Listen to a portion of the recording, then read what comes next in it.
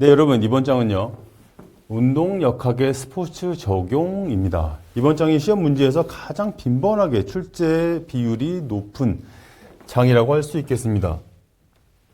따라서 외워야 될 것들이 굉장히 많습니다. 볼게요. 선운동학의 운동역학적 분석과 각 운동의 운동역학적 분석 크게 두 가지로 나뉠 수가 있고요. 그 밑에 하위 개념들을 잘 채워 넣길 바라겠습니다. 자, 힘의 특성과 적용입니다. 힘의 개념.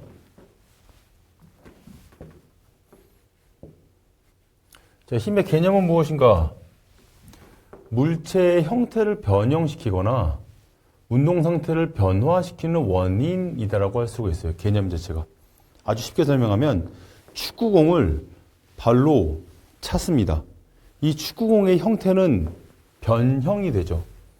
그리고 힘이 축구공을 세게 차면 찰수록 이 축구공은 더 멀리 날아갈 수가 있겠죠.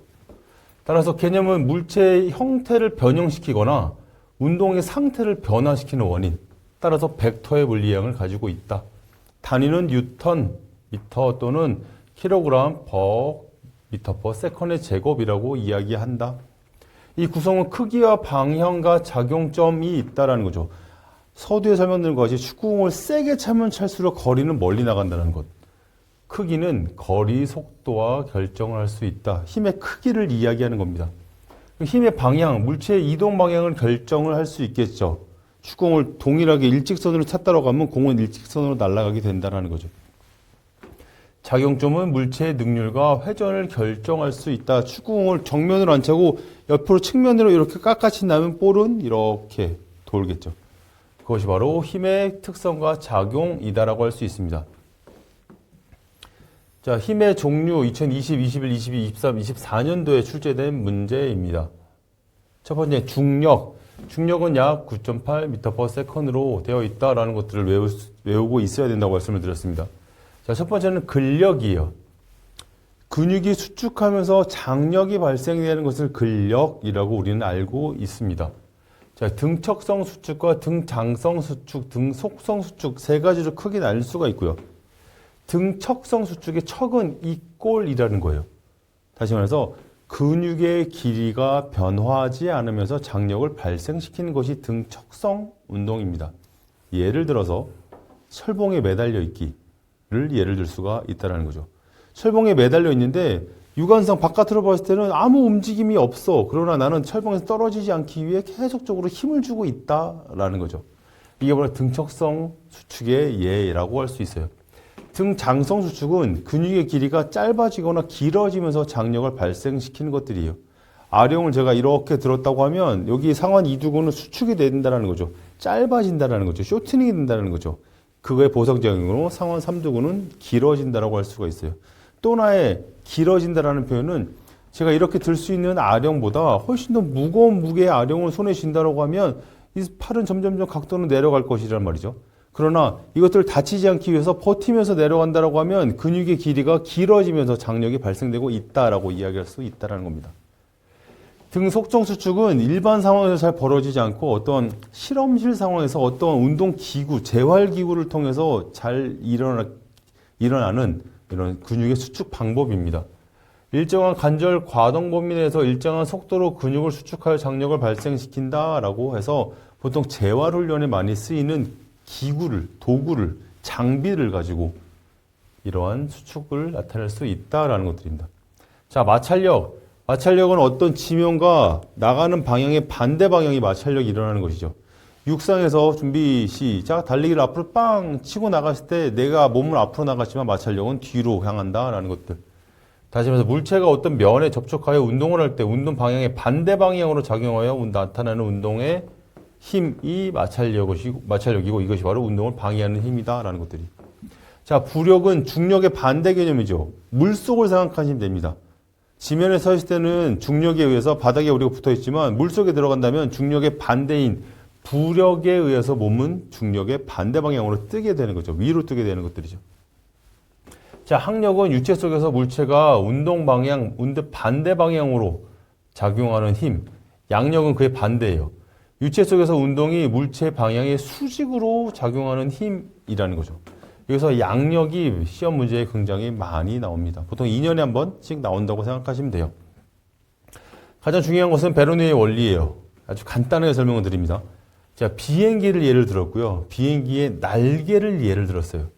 이 베르누이의 원리는 유체의 흐름이 빠른 곳이 느린 것보다 상대적으로 압력이 낮아서 양력이 발생한다라고 이야기했고, 무슨 소리냐면 비행기의 날개는 위쪽이 굴곡이 이렇게 생겼다. 그래서 압력이 낮다. 그러나 비행기의 날개는 아래쪽은 이렇게 평평하게 굴곡이 없다. 따라서 압력이 높다라는 거예요.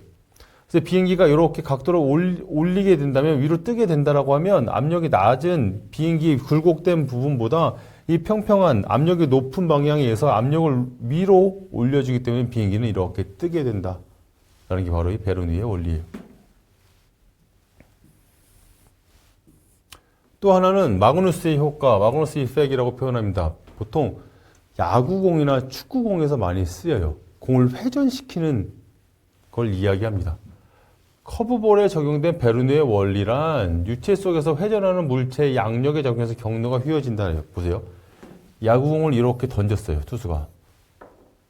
공을 밑에서 이렇게 긁었으니 공은 이렇게 돌 거예요. 회전이. 이렇게. 그렇죠. 공이 회전 방향은 이렇게 된다.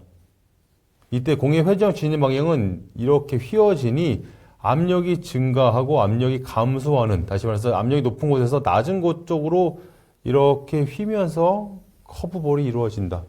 그래서 방향이 틀어진다. 라고 이야기할 수 있습니다. 이게 바로 마그누스의 효과이다 라고 정리할 수 있습니다. 자, 선운동의 법칙.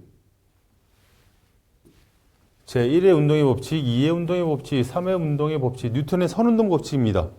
2021, 22, 24년도에 나왔고요.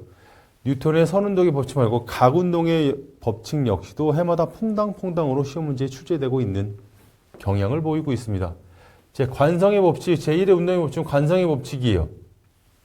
물체 외력이 없을 때 현재 상태를 계속 유지하려는 성질이다. 정지 상태는 계속 정지되어 있고 운동 상태는 등속도로 운동이 계속 진행된다예요.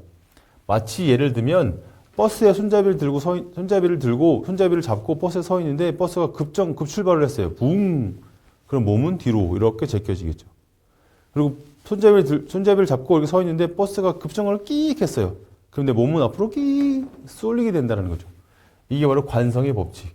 차가 급출발할 때 몸이 뒤로 넘어지는 현상, 정지의 관성이고요. 차가 급제동을 할 때 몸이 앞으로 넘어지는 현상, 운동의 관성이다라고 할 수가 있어요. 자, 제2의 운동의 법칙, 가속도의 법칙이다. 움직이는 물체에 힘을 작용하면 그 힘만큼 가속도가 발생된다라고 이야기한다는 거죠. 자, 이의 영향을 가장 크게 주는 것은 힘의 크기에 따라 비례를 하고 질량의 반비례를 한다라는 것들이죠. 볼링에서 속도가 일정할 경우에는 무거운 무게의 공을 가지는 것이 유리하다. 가속도에서는 질량이 크기 때문이다 라고 이야기할 수 있습니다. 자, 세 번째는 작용 반작용의 법칙이에요. 지면에 농구공을 팡 튀겼을 때 농구공이 바닥을 맞고 다시 올라오는 작용 반작용의 법칙에 의해서 농구공은 튀게 되어 있다. 모든 힘의 작용은 크기는 같고 방향이 반대인 반작용의 힘이 존재한다. 예를 들면 농구공을 바닥에 튀기면 공이 튀어오르는, 그렇죠? 단거리 달리기에서 스타팅 블록을 이용하는 게 바로 이 반작용 법칙을 이용한 스타트 방법 중에 하나이다 라고 할 수 있습니다.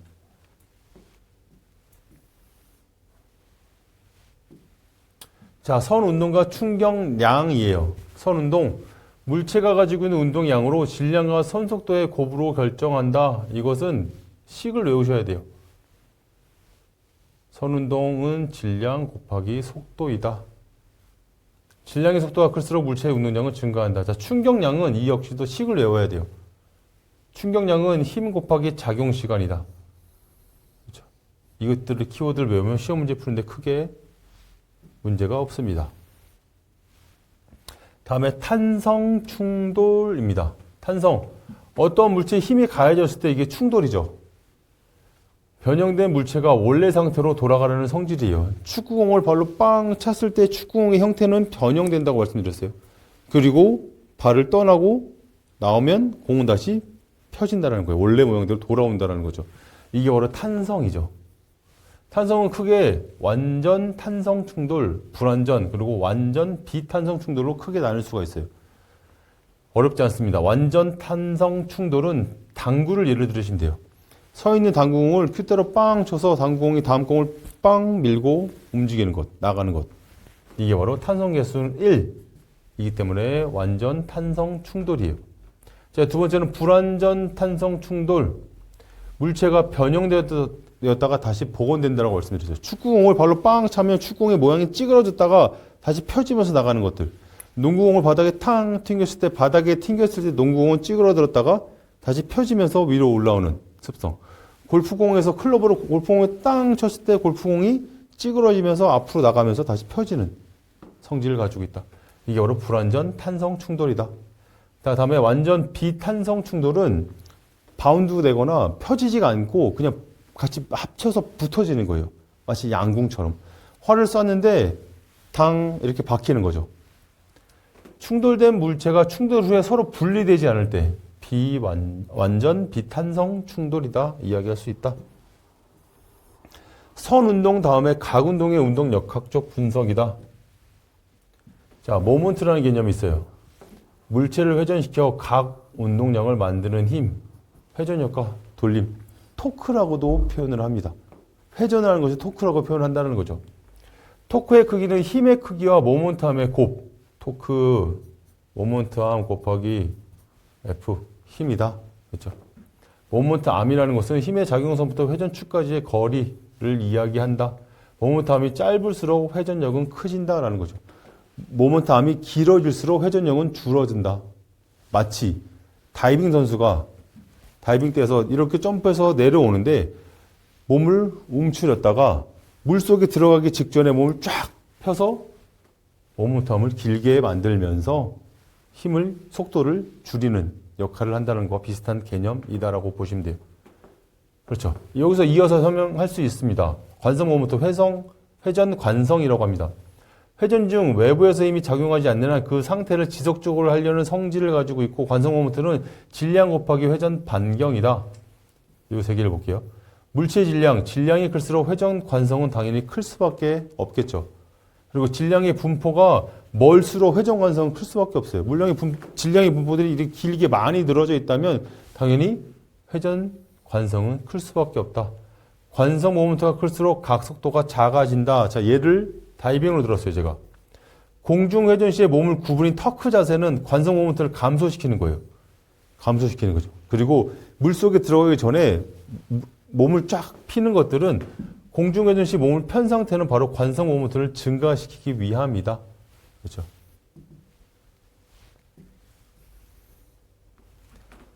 뉴턴의 각운동의 법칙, 시험 문제에 잘 출제되고 있지는 않습니다. 앞서 각운동의 법칙과 선운동의 법칙이 퐁당퐁당 나온다고 했는데 아마도 이제 각운동의 운동 법칙이 나올 때쯤이 됐다라고 제가 판단했기 때문에 퐁당퐁당 나옵니다 라고 표현을 한 겁니다. 자, 1, 2, 3의 법칙이 있어요. 각 관성의 법칙, 각 가속도의 법칙, 각 반작용의 법칙이에요. 가속도의 법칙, 각자를 뺀 다음에 관성의 법칙, 반작용의 법칙, 우리가 다 이미 알고 있는 것들, 학습한 내용들입니다. 볼게요. 각 운동량은 관성 모먼트 곱하기 각속도로 식을 이야기할 수 있다. 외적 토크가 적용하지 않느라 일정한 각 운동을 가지고 회전 상태를 유지하는 게 바로 각 관성의 법칙, 즉 유지하려는 법칙이다라고 생각하시면 되고요. 각 가속도의 법칙은 가해진 토크는 관성 모먼트 곱하기 각 가속도가 될 것이다. 관성 모먼트에 반비례하고 각 가속도가 토크 방향이 동일하게 발생된다는 것들. 각 반작용의 법칙, 작용 반작용의 법칙 생각나시죠? 어떤 물체의 각 운동을 유발시키는 토크가 가해지게 되면 물체의 토크가 반대 방향으로 가는 반작용 토크가 발생한다. 이게 각 반작용의 법칙입니다. 시험 문제에 나올 때가 됐습니다.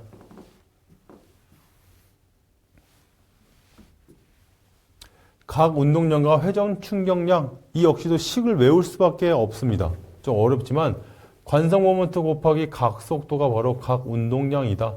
회전하고 있는 물체의 운동량이다라고 외우셔야 됩니다. 각 운동의 보전과 전이, 회전 운동을 하고 있는 물체에 외력이 없는 경우에는 총 운동량이 항상 일정하게 보존되는 것들이 각 운동의 보존의 법칙이고요. 그리고 선 운동과 각 운동이 서로 전환되는 현상을 전이 법칙이라고 한다. 어쩔 수 없이 외워야 됩니다. 어렵지만. 자, 구심성과 원심성. 구심성은 원 중심 방향으로 이렇게 들어오는 것들. 그리고 구심성은 이거고요. 원심성은 바깥으로 나가려고 하는, 그죠? 서로 반대 개념이에요. 구심성, 원운동 시 원 중심으로 작용하는 힘. 구심력은 질량과 선속도의 제곱에 비례하고 반지름에 반비례한다. 원심성은 물체가 바깥으로 벗어나려고 하는 힘. 그렇죠. 원심성이 구심력보다 큰다면 회전 반경이 커질 것이고요. 구심력이 크게 되면 회전 반경은 작아질 수밖에 없다라고 되어 있습니다. 이번 장 좀 낯익은, 낯선 단어들이 굉장히 많단 말이죠. 낯익은 단어보다는 낯선 단어들이 굉장히 많아요. 그러나 이번 장을 잘 외우셔야 돼요. 이거는 어쩔 수 없고 여러분들이 공부를 지속적으로 반복적으로 계속 보면서 이해하는 수밖에 없을 것 같습니다. 자, 이번 장 수고 많으셨습니다.